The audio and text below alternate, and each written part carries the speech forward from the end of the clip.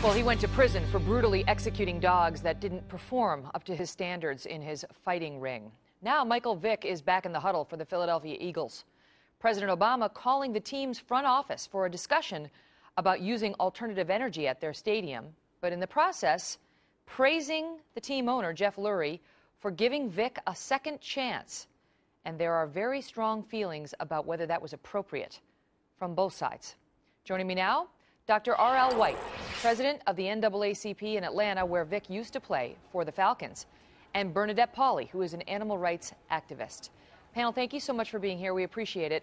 R.L., let me start with you, since the critics are attacking Michael Vick and President Obama, saying of all the people he could have reached out to praise for having been given a second chance, why this man, who so brutally tortured dogs, pleaded guilty to personally ordering, overseeing, knowing about, or participating in the torture and murder of dogs, including electrocuting them, drowning them, hanging them, and in at least one case, brutally beating them, repeatedly slamming the dogs against the ground. And why? Because they committed the sin of not wanting to kill other dogs.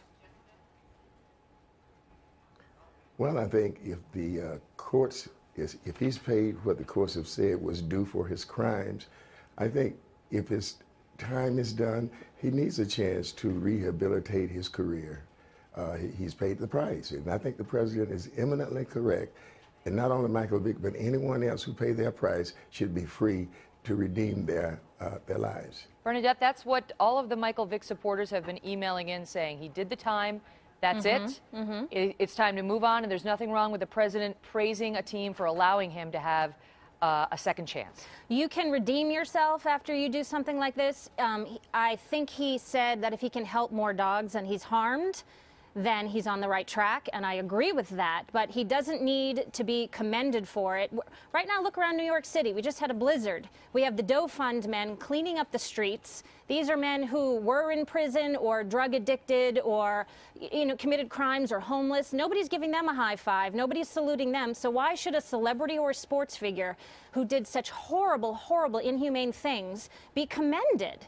And he's making millions of dollars now. You know he's going to be glorified no matter what, because the fact is that sports stars and celebrities can get away with anything, and they're always going to be glorified no matter what type of a human being they are. R.L., the thing is that, the country, I think, had the debate about whether he should be provided this sort of public second chance when the Eagles hired him. And he has been given that chance, and he has thrived. There's no question as a football player on the field.